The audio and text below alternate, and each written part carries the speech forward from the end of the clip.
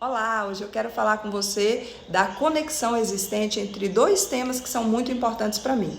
Um é a psicanálise, é onde eu me encontro profissionalmente, é a área, dos meus estudos frequentes. E o outro é o cristianismo, minha regra de fé e prática desde bebezinho, desde criancinha, que eu me encontro nessa filosofia de vida, nesse modelo de vida, nessa regra de fé e de prática que eu escolhi para mim, quando tomei consciência do que eu queria seguir. Então, às vezes as pessoas não conseguem entender essa conexão. E eu confesso que no início dos meus estudos na psicanálise, eu também fui desconstruída de muitos valores, de muitas normas. Eu tinha um superego bastante rígido, Fui criada na Assembleia de Deus, então a gente acaba construindo as caixinhas e quem não se enquadra naquela caixinha, a gente tem essa dificuldade, de compreender, E a psicanálise me ajudou a lidar com isso, me ajudou a entender muitas das etapas que eu precisava entender para evoluir dentro daquilo que eu precisava evoluir como cristã. Então, a psicanálise me ajudou muito nessa questão do meu crescimento, de entender a palavra com a outra percepção, de ter uma outra conotação ao estudar a palavra, a entender a palavra.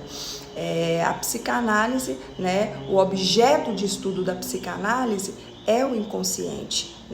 Quem lançou os fundamentos da psicanálise foi Freud. É um método clínico, um método de investigação clínico, mas quando a gente começa a estudar de uma forma mais aprofundada o entendimento de Freud e começamos também a avaliar a trajetória, a caminhada de Jesus, nós conseguimos encontrar muitas conexões e eu afirmo com 100% de certeza, nunca houve um psicanalista como Jesus. Ele conseguia iluminar as áreas mais escuras do inconsciente das pessoas e ajudava essas pessoas a se curarem dos seus traumas mais profundos de uma forma maravilhosa, com muita leveza.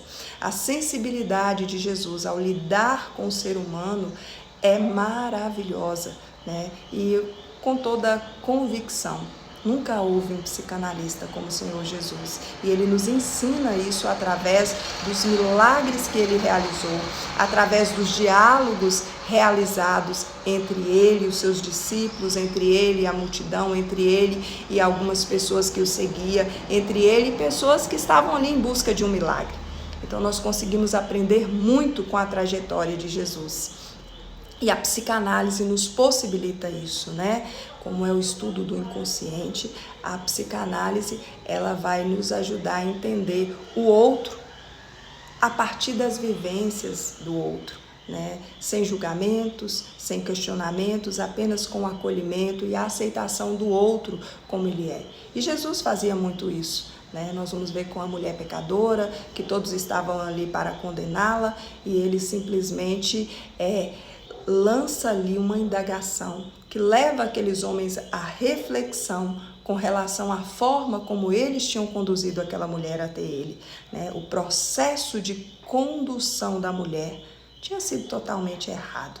E quando Jesus lança essa indagação, lança esse questionamento para eles, devolve para eles essa percepção, aqueles homens fazem uma autoanálise e eles conseguem, julgar a si mesmo. Então, a psicanálise vai nos ajudar com isso e Jesus faz isso em todo o tempo. E um texto que eu acho maravilhoso está em João capítulo 9. É a história do cego de nascença. Talvez você já tenha até lido essa história, mas nesse capítulo nós vamos ver ali uma diferença gritante entre o cristianismo e a religiosidade, Na religiosidade, nós estamos dentro de uma caixinha esta que nos permite, adequarmos ao molde dela.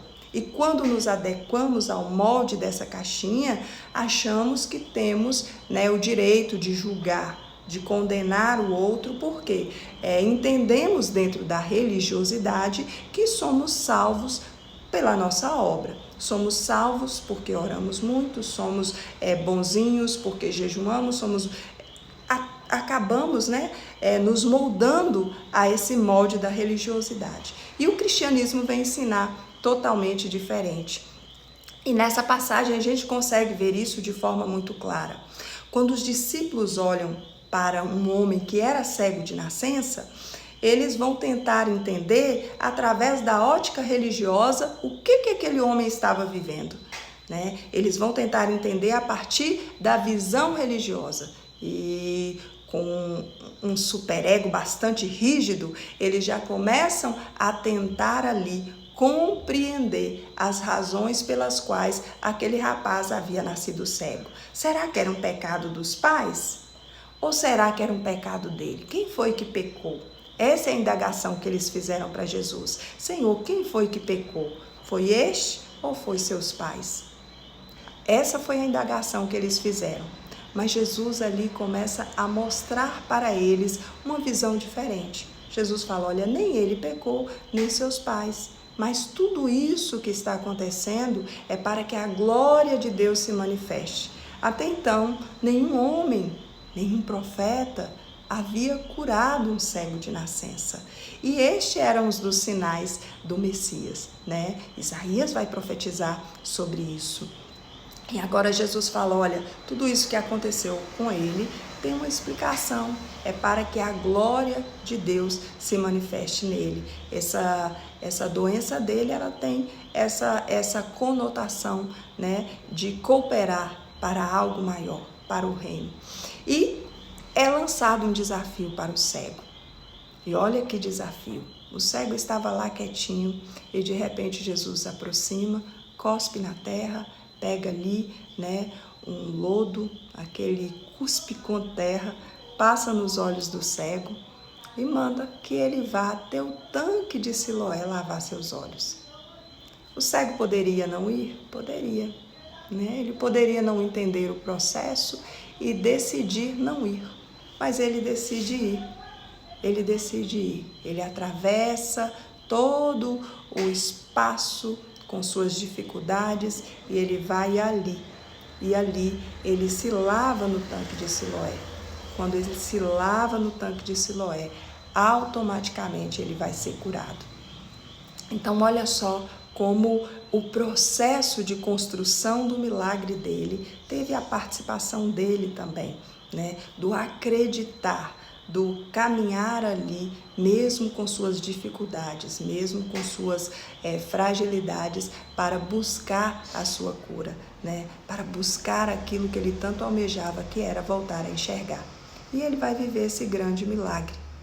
Ele vai ser totalmente curado, né? Talvez enquanto ele caminhava, ele refletia ali no quanto era importante para ele aquele momento. Talvez ele tenha escutado o diálogo de Jesus e tenha entendido que tudo o que ele viveu, tudo o que ele passou, agora tinha um significado novo, ou seja, ele passa a ressignificar a sua trajetória de sofrimento. Ele começa a entender o propósito da vida dele. Qual o propósito de tudo isso que eu sofri? É para que a glória de Deus se manifeste. E aquele cego vai com alegria. Agora ele tinha entendido o propósito, agora ele tinha entendido a razão.